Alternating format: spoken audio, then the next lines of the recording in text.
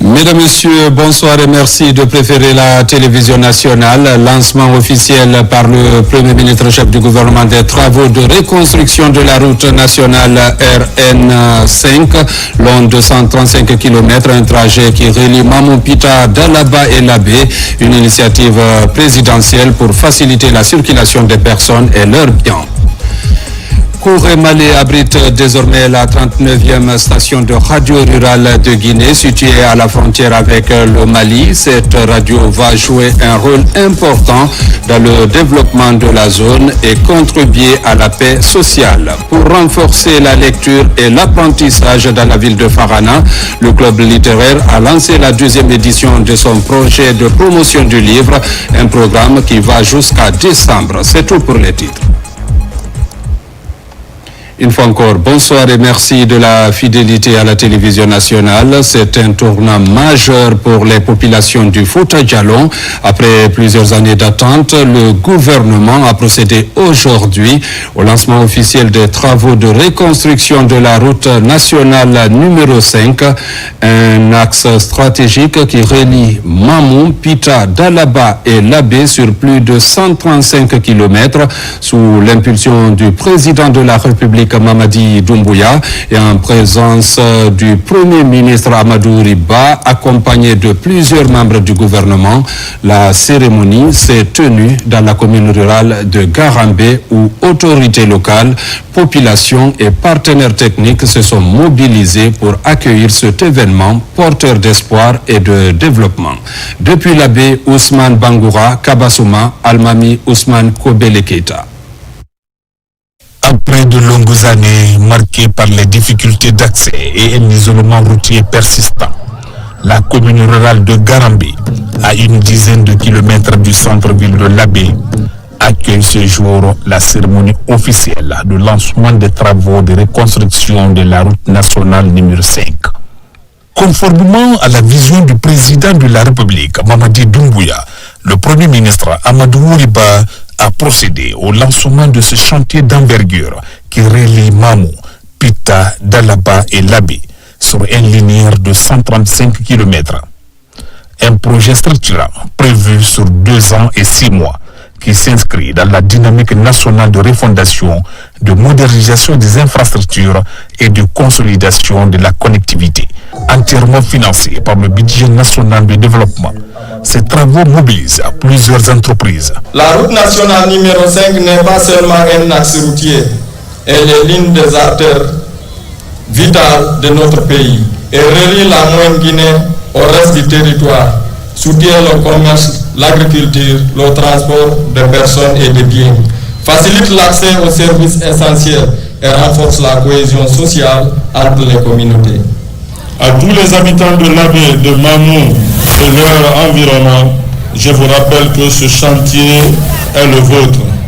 Il est réalisé pour vous, pour vos enfants et pour les générations futures. Ensemble, veillons à ce qu'il avance dans la transparence, le respect des normes et l'intérêt général. Le ministre des Travaux publics met en avant l'importance stratégique de cette route dans la modernisation du réseau national. Nous savons que les travaux de route vont engendrer la poussière, vont engendrer des casses. Nous rassurons la population de Garambé qu'ils seront indemnisés et que le projet prend en compte tout ce qui est indemnisation. Personne ne sera oublié. Nous allons vous indemniser. Nous allons travailler ensemble. Et les jeunes de Garambé vont participer à ce projet comme les jeunes de Bambeto l'ont fait. Et nous comptons encore sur vous à Garambé parce que nous avons réussi. La ligne haute tension qui est ici, nous avons réussi ensemble. C'est pour ça que Garambé a le courant 24/24. Notre engagement à respecter entièrement les obligations du contrat et mener le projet avec les plus hauts standards de la qualité sous la direction du ministère des Infrastructures et des Travaux publics et à la route. Nous mettrons tout dans notre pour faire cette route un ouvrage durable, bénéfique pour la population et capable de résister à l'épreuve du temps. Le Premier ministre Amadou Riba vient rappeler la vision du gouvernement et officialiser aux côtés des autorités locales le démarrage de ce chantier stratégique pour la région. Cette cérémonie d'aujourd'hui est un grand jour pour nous tous. Certes, nous avons l'habitude de lancer des travaux un peu partout dans le pays. Mais le lancement des travaux de la route Mamou-Labé et également Mamou-Farana revêt une dimension symbolique et particulière. Nos populations, les agents économiques ont souffert pendant ces dernières années de la dégradation continue de ces deux axes principaux qui constituent les veines essentielles par lesquelles le flux commercial et le flux des passagers irriguent l'ensemble de notre territoire national. Les pertes en termes de croissance économique du fait de cette dégradation sont incalculables. C'est la raison pour laquelle le président de la République avait inscrit d'emblée la réflexion de ces deux principales voies comme étant des priorités nationales et des priorités personnelles également. Récemment, il disait, tant qu'on n'a pas lancé les travaux Mamou, Labé, Mamou, Farana, il ne se sent pas à l'aise parce que ça l'empêche de dormir. Le Premier ministre a rappelé aux populations l'importance stratégique de ce projet, les invitant à accompagner pleinement la vision portée par le chef de l'État. Un acte fort qui ouvre la voie à un chantier porteur d'espoir pour le Fouta et pour toute la nation. À Koya aussi, les travaux de construction de l'entrepôt de stockage des produits de santé de la pharmacie centrale de Guinée se poursuivent. Une délégation conduite par les responsables de la PCG et le conseil d'administration s'est rendue sur le terrain pour évaluer l'avancement du chantier et s'assurer du respect des normes techniques.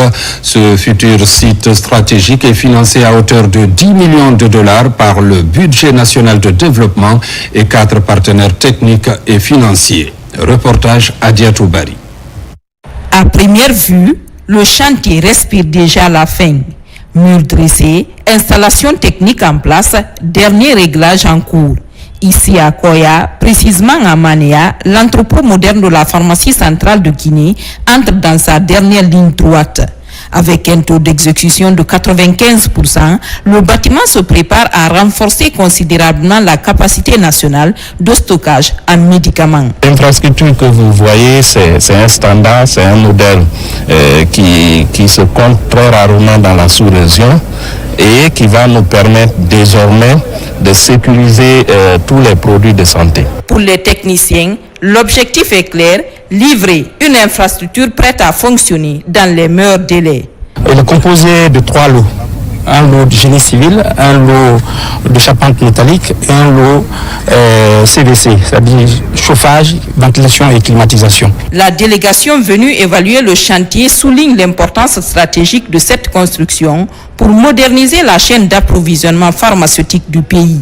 Nous sommes satisfaits par la performance que nous avons vue ce matin. Nous ne pouvons que lancer un appel solennel aux autorités de la transition. D'abord, les remercier pour tous les efforts qu'ils ont fournis pour le secteur pharmaceutique, mais les demander très humblement de nous assister davantage afin que des entrepôts comme ça soient construits au niveau de toutes les agences de la République de Guinée. Nous venons de faire la visite et c'est une visite qui nous a soulagés. Avoir un tel bijou à travers soi pour son pays, il faut remercier les autorités. Encore quelques jours de finition et l'entrepôt de Manéa pourrait être opérationnel, marquant une étape majeure dans la sécurisation des produits de santé à tous les niveaux de la pyramide sanitaire. Comme annoncé, la campagne électorale a démarré depuis hier vendredi sur toute l'étendue du territoire national. Ce matin, à la haute autorité de la communication, les 9 candidats en lice étaient face au commissaire de la HAC. Objectif, procéder au tirage au sort sur l'ordre de passage dans le journal de campagne et la signature du code de bonne conduite souhaité par la HAC. A rappelé que les candidats absents à la rencontre se sont fait représenter par leur mandataire. Reportage Alpha Isiagaba, Ousmane Ouattacissé. C'est officiel, chaque candidat à l'élection présidentielle connaît son équipe multimédia ainsi que son ordre de passage dans le traditionnel journal de campagne de la radiodiffusion télévision guinéenne. Le tirage au sort est effectué par une issue de justice. Le premier qui va passer à RTG, nous avons M. Mohamed Cherif Tungara, Elhaj Bouna Keita, M. Mamadi Doumbouya, Abdoulaye Kourouma, Mohamed Nabé, Abdoulaye Yero Baldé, Ibrahim Abdessila, Makale Kamara et enfin Lansana Faya Minimono. Ça a été fait dans la transparence totale. L'avis est que nous sommes satisfaits, tout a été transparent et tout a été bien expliqué et nous avons compris ce qui a été dit. Durant toute la période de la campagne, tous les candidats seront traités de manière équitable. Nous avons ouvert 3 créneaux pour chaque parti politique ou chaque candidat. Il y a ce que nous avons appelé le journal de campagne. Il est traditionnel. Et pour la présidentielle, chaque candidat ou chaque parti politique ayant présenté un candidat aura un temps d'antenne quotidien. Et nous avons fixé ce temps d'antenne à 7 minutes. Donc dans le journal de campagne, tous les jours, chaque candidat aura 7 minutes. Vous êtes 9, ça nous amène aux alentours de 1h15 minutes. Et je n'aimerais pas que les gens confondent le journal de campagne et le journal du 20h30. Le 20h30 reste un journal normal, comme en temps normal. Dans ce journal, aucune campagne ne peut être faite dans le journal télévisé de 20h30. Et tous les éléments de campagne devront être diffusés dans ce journal de campagne. Et ce journal sera diffusé juste après le journal de 20h30.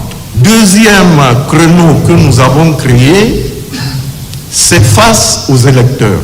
Nous voulons donner la possibilité aux candidats, aux mandataires ou à son représentant ou à leur représentant de se mettre face aux électeurs pendant 60 minutes. Le candidat, son mandataire ou son représentant sera interrogé par 3 journalistes. 2 journalistes choisis par la radio-télévision guinéenne et un journaliste choisi par le candidat lui-même. Cette émission ne sera diffusée qu'une fois pour chaque candidat. Et vous verrez dans la décision qu'on a publiée, cette émission passera pendant les 9 avant-derniers jours de la fin de campagne. Donc du 16 au 24. Le troisième créneau que nous avons ouvert pour vous, candidats, c'est 5 minutes pour convaincre. Nous avons pensé qu'à la fin de la campagne, il était bon de donner la parole aux candidats ou à ses représentants pour dire aux électeurs, comme on dirait, son dernier mot avant la clôture de la campagne. Et les 5 minutes pour convaincre seront diffusées le 25 décembre, c'est-à-dire le dernier jour de campagne. La campagne électorale s'étendra sur un mois. Les candidats absents se sont fait représenter par leurs mandataires. Tous ont signé le code de bonne conduite des médias, un passage obligatoire pour garantir une campagne sereine et respectueuse de la quiétude sociale. Et puis ce communiqué de la haute autorité de la communication relatif aux circulaires de propagande de campagne pour l'élection du président de la République. La Haute Autorité de la Communication HAC, conformément à l'article 58 du Code électoral relatif aux circulaires de propagande de campagne, informe que chaque candidat en liste pour l'élection du président de la République peut faire imprimer et adresser aux électeurs durant la campagne électorale une circulaire de propagande comprenant une feuille en recto verso de format 21 x 27 cm, l'utilisation du drapeau guinéen ainsi que la juxtaposition des trois couleurs rouge, jaune, vert avec l'emblème national sont interdites. La circulaire de propagande de campagne est soumise à la formalité du dépôt légal auprès de la Haute Autorité de la Communication. L'impression des circulaires est à la charge des candidats. Le test de la circulaire doit être uniforme pour toutes les circonscriptions électorales. La distribution de toute circulaire de propagande de campagne non déclarée auprès de la HAC reste formellement interdite sur l'ensemble du territoire national. Par ailleurs, chaque candidat peut produire et soumettre auprès de la HAC une version électronique de la circulaire s'il décide de la publier sur un site Internet. Dès la date de l'ouverture de la campagne électorale et après vérification par la HAC de la conformité de la version numérique de la circulaire au test imprimé, les circulaires peuvent être mises en ligne par les candidats. Si la HAC constate une différence manifeste entre la version imprimée de la circulaire et sa version numérique, elle n'autorise pas la mise en ligne de cette dernière. La HAC sait compter sur la compréhension des candidats à l'élection du président de la République. Conakry, le 28 novembre 2025, signé le président Boubacar Yassine Diallo. Après avoir lancé la radio rurale de Bofa, le ministre de l'Information et de la Communication a lancé la station de Kouré-Malé, une nouvelle radio rurale qui désenclave médiatiquement une bonne partie du territoire assigiri. Située à la frontière avec le Mali, cette radio va jouer un rôle important dans le développement de la zone et contribuer à la paix sociale. Plus de détails avec Tierno Ousmane Diallo. À Kouré-Malé, c'est dans une ambiance digne d'un grand jour de fête que les populations ont accueilli le ministre de l'Information et de la Communication, Fana Souman, pour l'inauguration de la 39e radio rurale de la Guinée. Le moment est historique pour des populations en zone frontalière qui jusque-là avaient recours à des radios étrangères pour s'informer. Désormais, à travers leur radio rurale, elles ont accès à des informations locales et peuvent partager leurs préoccupations ou tout simplement leur quotidien. Nous venons d'inaugurer la 39e radio rurale du pays. Depuis 1958, Kouré-Malé n'avait pas bénéficié de radio rurale. Et aujourd'hui, grâce à l'appui du chef de l'État, de son ministre de l'Information et de la Communication et de la commune rurale de Kouré-Malé, cette localité aujourd'hui a sa radio rurale. En venant à Kouré-Malé, vous apportez un signal fort, celui de rapprocher davantage l'État de ses citoyens, de soutenir les initiatives locales et de promouvoir une communication responsable, inclusive et adaptée aux réalités de nos communautés. La radio rurale de Kouré-Malé émet sur la 98.7, dotée d'équipements pour assurer son autonomie énergétique et garantir une diffusion en continu des émissions. Elle va jouer un rôle important dans la promotion du vivre ensemble dans cette localité qui accueille des Guinéens venus de tout le pays et des citoyens de la sous-région.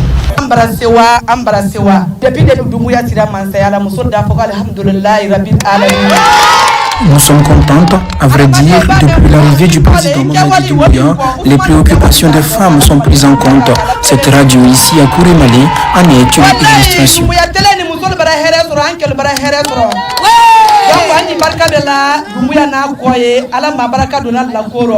Notre mission est claire. Rapprocher l'information de tous les citoyens. Cette radio est la vôtre, la radio de Kouré-Malé. Elle doit continuer à porter vos préoccupations, vos initiatives, vos réussites. Elle doit être un outil de développement, un relais de vos aspirations, un miroir fidèle de votre quotidien. C'est pourquoi je tiens à saluer et à remercier le président de la République qui m'a mandaté d'être sur le terrain. et de partir partout où il n'y a pas radio, où il n'y a pas télé, de mettre la radio et la télé. Voici ma présence ici. Kouré Malé, je pense que c'est la première fois que vous bénéficiez d'une radio. C'est la première fois. Et cette radio vous appartient. C'est votre radio. Le ministère de l'Information et de la Communication poursuit son programme de couverture intégrale du territoire par les médias publics. Plus particulièrement, le désenclavement médiatique des zones frontalières permet de rapprocher les communautés et les localités afin de renforcer le sentiment d'appartenance à la nation dans un contexte où la mise en œuvre du programme Simandou 2040 requiert la mobilisation de tous autour des nouveaux enjeux de développement. Renforcement du système de protection sociale des travailleurs guinéens. Deux importantes études viennent d'être réalisées par les experts du BIT Genève pour la Caisse nationale de sécurité sociale et la Caisse nationale de prévoyance sociale. Ces documents viennent d'être présentés et remis aux responsables des deux organismes. Ils encadrent la gouvernance financière et les prestations offertes. Reportage Mamadi Ternakamisoko. L'événement était attendu de nombreuses années, il est désormais une réalité. Après des années de collecte de données et d'analyse, la Guinée dispose enfin d'une étude actuarielle consacrée à la couverture sociale de la Caisse nationale de sécurité sociale et la Caisse nationale de prévoyance sociale. Les deux documents ont été officiellement remis aux autorités guinéennes grâce à l'appui des experts du Bureau international du travail. La première concerne l'évaluation actuarielle de 3 des 4 branches de la CNSS et de la Caisse nationale de prévoyance sociale. Il s'agit bien sûr de s'assurer de la viabilité et de la soutenabilité financière sur un horizon temporel de 75 années. La seconde étude, qui est très importante pour l'avenir de la protection sociale dans notre pays, analyse les modalités de l'extension de la couverture sociale aux travailleurs de l'économie informelle, aujourd'hui exclus de la prévoyance sociale en Guinée. Depuis 2014, on a effectué plus de 80 études actuarielles et en fait, c'est ça qui permet d'avoir une bonne gouvernance financière. Il y a la gouvernance institutionnelle, à bien gérer les prestations, mais il faut, pour bien gérer une institution de sécurité sociale comme la CNSS et la CNPS, il faut savoir où on se dirige. La Guinée s'aligne désormais sur des standards internationaux. Avec ces études actuarielles, le ministère du Travail et de la Fonction publique, en collaboration avec ses partenaires sociaux, franchit une nouvelle étape dans le renforcement du système national de prévoyance sociale. Cette démarche participative et inclusive est vraiment à saluer et c'est pourquoi nous avons tenu à être présents pendant cette ultime phase. Les études actuelles dont nous analysons aujourd'hui, les conclusions constituent bien plus qu'un simple exercice technique. Elles représentent un outil d'aide à la décision publique, un levier stratégique pour orienter l'action gouvernementale. Ce résultat est le fruit d'un engagement collectif mené par les responsables des deux caisses nationales. L'objectif est de garantir à chaque travailleur et à ses ayants droit une couverture sociale digne, fiable et protectrice. Dans l'actualité encore, le ministre de l'économie et des finances a lancé hier vendredi le programme cadre de renforcement des capacités, un dispositif destiné à améliorer la performance globale du ministère dans la gestion des finances publiques. La cérémonie a mobilisé les cadres du département ainsi que les partenaires au développement. Reportage Mamadi Gassama. Le programme est dénommé Programme cadre de renforcement des capacités, appuyé par le PNUD au compte du premier comité de pilotage du programme. Il s'articule autour de 5 axes stratégiques pour un budget global estimé à 22 millions de dollars américains. Il faut des finances publiques robustes, des finances publiques capables non seulement d'accompagner la mobilisation des ressources, mais aussi de maîtriser les dépenses et de assurer une efficacité de la dépense publique. Ce programme ambitieux vise à améliorer la performance globale du ministère dans la gestion des finances publiques en dotant les cadres des compétences nécessaires pour relever les défis économiques actuels, optimiser la gestion des ressources publiques et stimuler le financement du développement.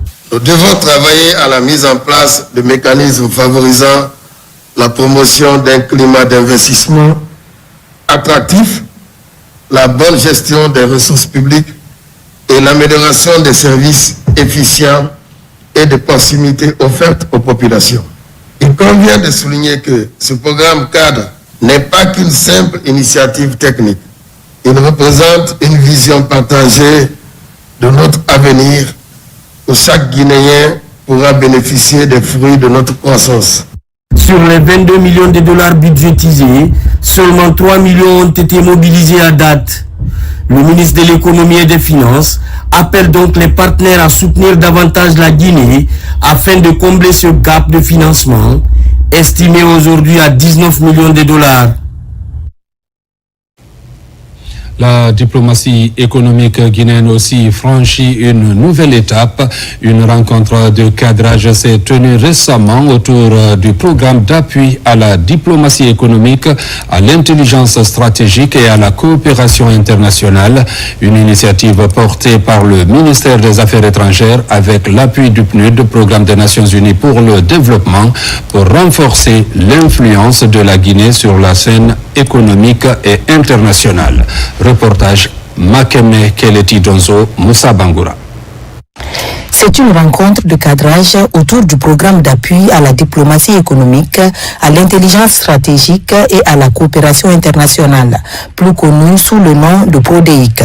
Une initiative stratégique portée par le ministère des Affaires étrangères en collaboration avec le Programme des Nations Unies pour le développement. L'objectif de cette réunion est de définir les bases du placement institutionnel du programme afin de renforcer la diplomatie économique et optimiser la coopération internationale du pays.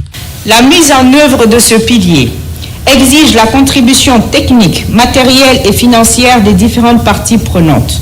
Elle doit transformer notre appareil diplomatique en un instrument moderne, performant et capable de soutenir les secteurs clés de notre économie. PRODEIC fait partie des leviers essentiels pour positionner la Guinée comme un acteur influent dans les échanges économiques et stratégiques.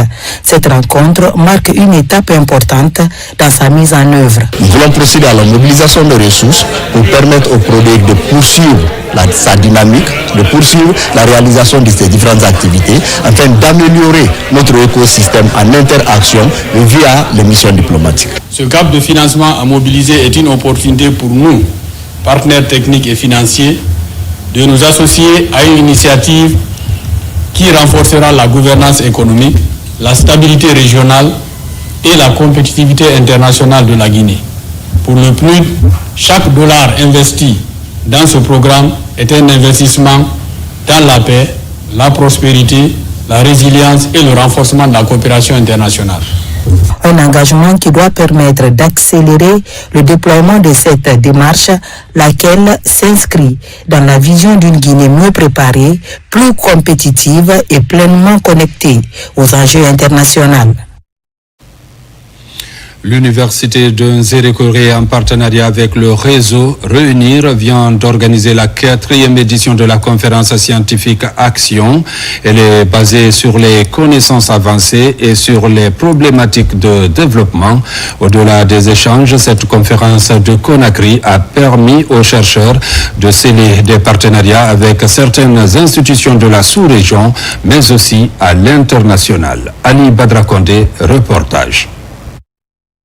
C'est la 4e édition de la conférence scientifique Action sur les connaissances avancées sur les problématiques de développement. Des échanges consacrés à la valorisation durable des ressources pour un développement régénératif et inclusif. Cette initiative conjointe du réseau Réunir et de l'Université des Nzérékoré s'impose comme un rendez-vous incontournable pour les chercheurs et étudiants de la sous-région. Elle a été une occasion de tisser des partenariats entre ces différentes institutions des différents pays afin de mieux qualifier nos systèmes d'enseignement supérieur et de recherche scientifique respectifs. C'est très bien passé. On est très content d'avoir organisé en Guinée. Tout s'est très bien passé. La qualité des présentations et des travaux scientifiques était de grande qualité. Cette conférence, au-delà des échanges, a permis à ces chercheurs de sceller des partenariats avec certaines institutions. Elle est placée sous le thème « Valorisation soutenable des ressources pour le développement régénératif et inclusif ». En tant que doctorante, c'était l'opportunité pour moi de venir présenter mes travaux et d'apprendre auprès d'éminents chercheurs, d'éminents enseignants-chercheurs qui sont déjà expérimentés dans le domaine. Ces 3 jours de travaux intenses ont aussi permis aux chercheurs guinéens de présenter aux partenaires le résultat de leurs travaux de recherche. Pour la 5e édition, rendez-vous est donné au Sénégal, pays de la Teranga, au compte de l'année 2026. Le repositionnement de l'éducation en Guinée occupe une place importante sous l'ère CNRD. Le gouvernement guinéen travaille pour l'amélioration des conditions d'enseignement, d'apprentissage et pour une éducation de qualité. Ce samedi, le ministre de l'Enseignement lance un appel à l'endroit des acteurs de l'éducation à l'orée de l'élection présidentielle. Jean-Paul Sédi invite tous les syndicalistes à cultiver la paix et à donner la chance au dialogue social initié par le gouvernement pour un terrain d'entente. L'annonce a été faite aujourd'hui à l'occasion d'une rencontre sur le vivre ensemble. Compte rendu, Abdul Aziz Baldé. La qualification du système éducatif en Guinée est plus que jamais une des priorités du gouvernement. Le ministère de l'enseignement préuniversitaire est à peu d'œuvre pour améliorer les conditions de l'enseignement-apprentissage. Ce week-end, à l'occasion d'une rencontre sur la paix et le vivre ensemble dans la commune de Lambaye, Jean-Paul Sédi appelle les acteurs du système éducatif à privilégier la concorde et la cohésion sociale. Je souhaite c'est que les enseignants participent à l'instauration de la paix dans ce pays, qu'ils donnent des opportunités au gouvernement d'arriver à un équilibre, parce que nous sommes convaincus que l'avenir de la Guinée, l'avenir immédiat, sera radieux et ça sera l'occasion de régler toutes les frustrations, toutes les attentes qui sont en train de se poser. Mais si on ne nous donne pas cette opportunité et que ce soit nous qui soyons indexés comme étant le frein, ça va me chagriner. Mais nous nous battons pour cela, nous sommes tous des éducateurs. Je pense que les enseignants comprennent, je pense que les syndicats en tant que syndicats comprennent et je pense que la population aussi comprend bien qu'on se bat pour le bien de tous. Ce même message de paix est adressé à l'ensemble de toutes les couches socio-professionnelles de la Guinée à moins de 2 mois de l'élection présidentielle. La Guinée est en train d'aller vers des échéances très importantes qui dépassent nos individus et qui mettent en jeu la nation tout entière. Il est important que nous soyons présents, que nous ne soyons pas à côté de cette démarche qui est la démarche des 99% des Guinéens. Le ministre Jean-Paul Sédi rappelle les uns et les autres à privilégier l'intérêt national afin de faire de l'éducation un levier du développement durable. Scolarisation de la jeune fille aussi, le gouvernement guinéen et ses partenaires en font une priorité. La 4e édition de la caravane Relief portée par la francophonie a sensibilisé du côté de Soya dans la préfecture de Mamou. Objectif, informer et sensibiliser les citoyens sur l'impact de la scolarisation des jeunes filles et le maintien des filles à l'école. Reportage Mamadou Patebalde. En Guinée, l'éducation des jeunes filles constitue une priorité pour le gouvernement et ses partenaires. Appuyée par la francophonie, cette initiative vise à encourager et à maintenir les jeunes filles à l'école. À Mamou, c'est la sous-préfecture de Soya que les porteurs du projet de la 4e édition de la caravane Relief ont été accueillis. Je suis très ravi pour l'organisation, pour le choix porté sur ma délégation. Si la fille est maintenue à l'école, ça c'est une bonne chose, non seulement pour son épanouissement, pour la nation et même pour le monde entier, parce qu'une fille scolarisée, c'est l'éducation du monde entier. Et la caravane vient augmenter, accroître ses efforts dans notre région. Et nous sommes prêts à appuyer davantage tous ces efforts pour pouvoir booster l'éducation de la jeune fille. Le thème retenu cette année est « Je roule pour plus de filles à l'école ». Une façon pour les initiateurs de sensibiliser les élèves et leurs parents sur l'importance de la scolarisation et le maintien des jeunes filles à l'école. Les engagements qui ont été pris par les autorités ici nous encouragent. Après une année, on viendra vérifier si ces engagements ont été mis en œuvre et de cette sorte qu'on puisse continuer et qu'on soit sûr qu'au niveau de Soya, au niveau de Mamou, l'égalité de droits entre les femmes et les hommes sont respectées. Que quand les filles et les garçons viennent à l'école, c'est de les prendre au même pied d'égalité. Les filles et les garçons ont même droit. Et aussi informer les parents que de ne pas laisser les filles aller vendre. Parce que la plupart dans nos villes ici, les filles sont mobilisées pour aller faire le petit commerce. Appuyé par le ministère de l'enseignement pré-universitaire et de l'alphabétisation, cette approche favorise la promotion d'une éducation inclusive et équitable dans la région administrative de Mamou. Sensibilisation sur la paix, le vivre ensemble et l'unité nationale. L'initiative est portée jusque sur l'île de Kassa par l'Alliance nationale des femmes où le bureau local de cette alliance dénommé J'aime ma Guinée est également installé. Reportage Pascaline Yomalo, Sonasagno. Le Kaloum à Kassa, l'Alliance nationale des femmes J'aime ma Guinée poursuit sa campagne de sensibilisation en faveur de la paix, du vivre ensemble et de l'unité nationale. À l'approche de l'élection présidentielle, ce mercredi, l'île de Kassa a accueilli une rencontre à la Maison des Jeunes, réunissant autorités locales et populations autour de la prévention des conflits liés au processus électoral. Nous sommes là aujourd'hui pour rappeler le rôle de la femme dans la prévention des conflits liés aux élections. Les conflits pendant, avant et après les élections, dans leur quotidien, dans les marchés, dans tout ce qu'elles entreprennent pour vraiment prévenir tout ce qui peut empêcher notre cohésion sociale dans notre pays. Les élections, ce n'est pas la guerre. Les élections, ce n'est pas la haine. Les élections, ce n'est pas pour que vous ne parlez plus avec votre voisin. Donc, chacun est libre d'aller faire son choix. La rencontre a également permis d'installer le bureau local de l'Alliance des femmes chargé de coordonner les actions de terrain dans la localité. À l'approche des élections, veillons sur nos enfants.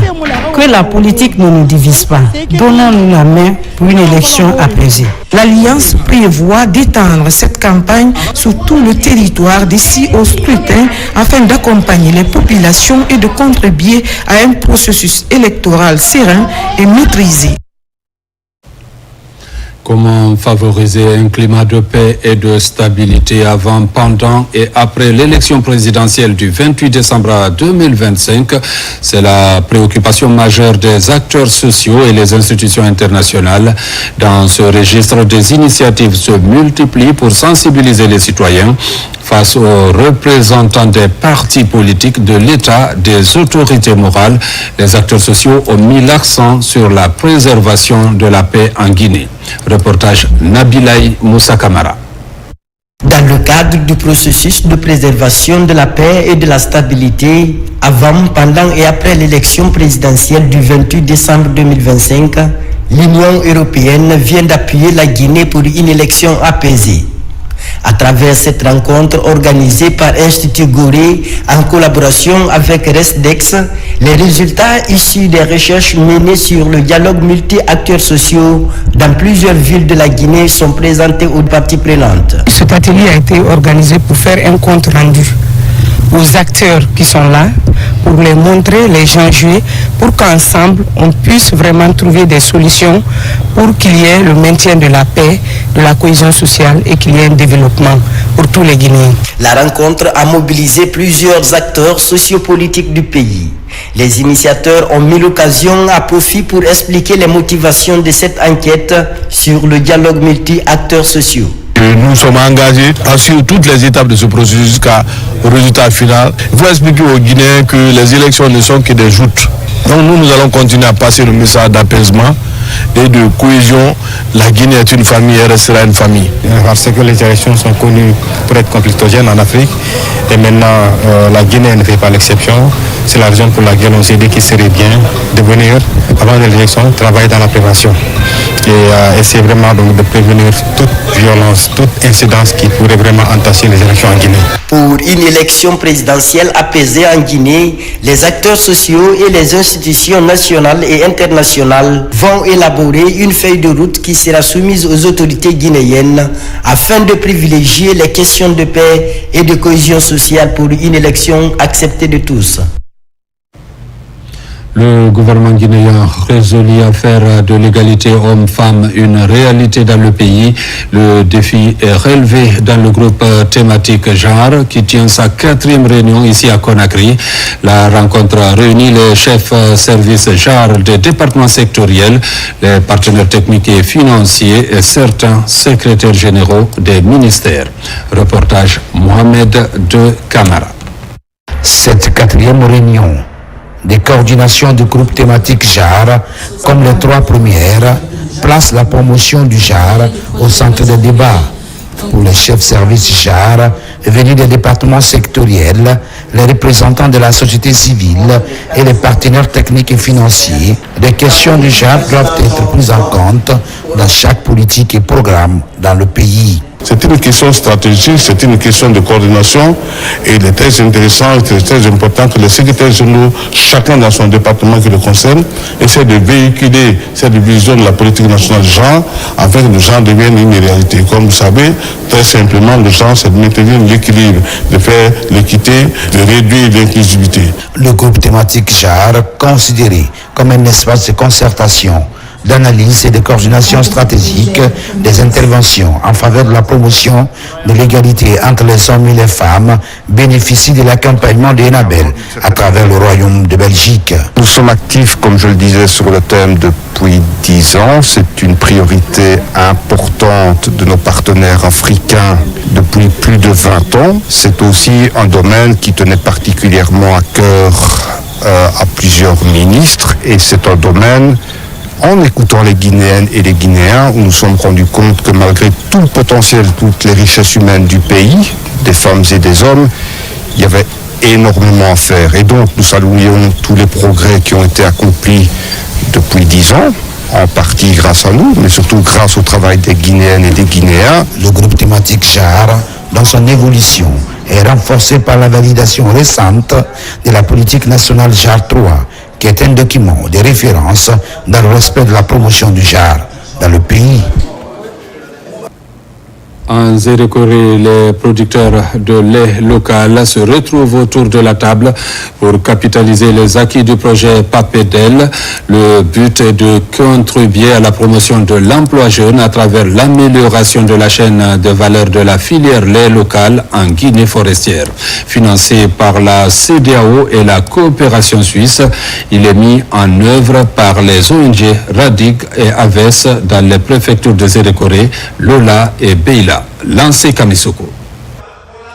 Capitalisation du projet d'appui à la promotion de l'emploi jeune pour le développement de la filière lait locale en Guinée forestière. Dans cet espace d'échange, un dialogue direct est animé entre les acteurs de mise en œuvre sur les réussites et les manquements enregistrés depuis son lancement. Là où nous sommes arrêtés, il faudrait que ça soit continuel parce que ça emploie beaucoup de personnes dans le pays. Il y a tellement de lait en Guinée, surtout en Guinée forestière, si ce n'était pas dû au conflit, mais ça peut employer encore de plus. C'est pour que l'on sache qu'est-ce qu'il faut encore pour améliorer de plus la transformation du lait local à Yaourt et autres sous-produits laitiers. Cette capitalisation du projet, des acquis du projet, vraiment, ça nous aide aussi à faciliter les activités sur le terrain et les bénéficiaires aussi pour la pérennisation des acquis du projet. Tu sais, le projet évolue aussi pour l'amélioration de la qualité des laits. Des renforcements de capacités sur la transformation du lait local à l'équipement des groupements d'intérêt économique qui est du chemin parcouru par les bénéficiaires quand on sait qu'il n'y avait aucune base à l'entame de cette initiative. Grâce à eux, on se débrouille pas mal aujourd'hui, on sait faire du lait, donc on les remercie infiniment. On a eu des machines pour mieux faire du lait, on nous a beaucoup formés pour mieux nous aider. Même si le projet finit, nous sommes capables de produire du lait, de nous aider nous-mêmes. Nous sommes venus transformer le lait et les ingrédients naturels au marché. Ces appuis de différents niveaux sont pris en charge par la communauté économique des États de l'Afrique de l'Ouest, CEDEAO, et de la coopération suisse dans le but d'offrir aux acteurs du monde rural des moyens de subsistance et d'amélioration des conditions de vie. À l'Abbé, la 4e édition de la Semaine nationale de la sécurité routière a été lancée par les autorités. Une action citoyenne qui vise à former et sensibiliser les transporteurs pour plus de prudence dans la circulation routière. Reportage Sarafline Diallo, Nabila Moussa Kamara. La 4e édition de la Semaine nationale de la sécurité routière s'ouvre autour du thème « Stop aux accidents, la sécurité routière, une priorité nationale ». Un appel urgent face à la hausse des drames sur nos routes. Excès de vitesse, non-respect du code, vétusté des véhicules, les causes sont connues. La Guisère réaffirme d'ailleurs son engagement à réduire de 50% la mortalité routière d'ici 2030, conformément à la décennie d'action pour la sécurité routière. Pour traduire ces thèmes en actes, notre stratégie repose sur 3 piliers. Application rigoureuse et sans faiblesse du code de la route, sécurisation des points noirs et amélioration de la signalisation routière, campagne intensive de sensibilisation ciblée sur le comportement. Mais ce combat ne sera gagné qu'avec la mobilisation de chacun d'entre nous. À l'Abbé, les transporteurs réunis au sein de leur syndicat promettent de mettre en pratique les formations et sensibilisations reçues. La sécurité routière est une responsabilité partagée. Il est essentiel que nous prenions tous des mesures pour réduire les accidents de la route et protéger des vies humaines. Notre engagement, c'est de vraiment informer et de sensibiliser l'ensemble des chauffeurs et transporteurs de la région de l'Abbé et en Guinée en principe à propos de ces accidents de circulation. Selon l'Agence guinéenne de la sécurité routière, entre janvier et octobre 2025, 195 décès et près de 1100 blessés ont été enregistrés dans les accidents de la circulation. La 2e édition du projet Livre a démarré à l'ISAF de Farana. Piloté par le club littéraire de la localité, le programme se déroule de septembre à décembre et vise à renforcer la lecture et l'apprentissage dans la ville de Farana ainsi que dans 5 communes rurales de la préfecture. Plus de détails avec Ibrahima Oulem Fofana et Silati Kourouma. À l'Institut supérieur agronomique vétérinaire de Farana, la 2e édition du projet Livre de Farana s'active pour améliorer l'accès à la lecture et à l'éducation citoyenne. Des espaces et activités pédagogiques sont mis à disposition des enfants pour rendre le livre plus accessible et ludique. Aujourd'hui, nous lançons la 2e édition du projet Livre de Sankara, un engagement concret qui permettra d'accompagner 50 enfants pendant 3 mois. Notre objectif est clair, donner aux enfants de Farana un environnement qui les pousse à rêver plus haut, à lire davantage, à apprendre autrement et à croire en eux. Nous intervenons dans le cadre des activités éco-ambassadeurs en herbe. Cette activité permet à l'avance de préparer ou d'impliquer dans l'éducation des enfants l'importance de la protection de l'environnement. Le projet prévoit l'aménagement d'un espace de lecture à la bibliothèque préfectorale, des séances hebdomadaires d'animation, des compétitions éducatives, des week-ends scolaires dans les zones rurales ainsi que la distribution de livres. Je souhaite que cette année soit encore une source d'enrichissement, de dialogue, d'apprentissage et de joie pour tous les bénéficiaires. La lecture est la nourriture du cerveau. Donc ce que le club vient d'organiser va droit au cœur des idéaux de développement de la Guinée. Cette 2e édition vise à accompagner régulièrement 50 enfants et à toucher plus de 500 bénéficiaires à travers diverses activités éducatives. Il faut dire que la promotion de la lecture et de la culture représente une priorité phare pour le gouvernement guinéen. À travers le ministère de la Culture et de l'Artisanat, une séance de formation est initiée pour renforcer la capacité des animateurs et bibliothécaires sur les outils modernes transformateurs des communautés. Elle s'est tenue dans la ville des Agrumes pour raviver le flambeau de la lecture par la bonne gestion des bibliothèques du pays. Reportage Aboubakar Diaby. Dans la ville des Agrumes, plusieurs animateurs et bibliothécaires prennent part à ce renforcement de capacité axé sur la promotion de la lecture et de la culture en Guinée. Ce véritable creuset du savoir initié sous le leadership du Centre de lecture publique et d'animation culturelle vise à amener des jeunes et autres citoyens guinéens à s'intéresser à la lecture. Un passage obligé pour une communauté bien éduquée et cultivée. Les participants ont pu aborder des thématiques essentielles. La classification et la gestion des collections, la tenue des statistiques et des rapports, la mise en place du règlement intérieur d'un CLAC et surtout l'animation culturelle, cette dimension vivante qui fait du livre un acteur de développement social. Ce conclave d'échange d'idées de 12 modules en 5 jours constitue une aubaine pour vulgariser les bonnes pratiques afin de rallumer la flamme de la lecture à travers la bonne gestion des bibliothèques du pays. Cette formation justement des animatrices et animateurs des CLAC et BLP que nous clôturons cet après-midi marque une nouvelle étape dans le processus de consolidation, de redynamisation, de modernisation, de l'extension des réseaux CLAC et BLP de notre cher pays. Ce séminaire vient à point nommé pour répondre à un besoin très crucial. Nous avons, comme vous le constatez, 2 réseaux au niveau du CELPAC. Nous avions tenu à ce que cette formation ait lieu pour pouvoir répondre à une grande aspiration. Cette initiative portée par le ministère de la Culture et de l'Artisanat et ses partenaires comme l'Organisation internationale de la francophonie, OIF, a permis d'utiliser ces cadres de connaissances nécessaires pour faire du livre un instrument de savoir, de lien social et de transformation communautaire. Nous sommes en novembre, mois de sensibilisation au diabète. Cette année encore, professionnels de santé et associations rappellent l'importance de l'activité physique dans la prévention comme dans la gestion de la maladie. Reportage Alpha Yayasila, Marwan Kamara. Sur cette piste sportive, une dizaine de lions enchaînent les exercices physiques. Pendant plusieurs heures, ces lions participent à un programme de remise en forme gratuit.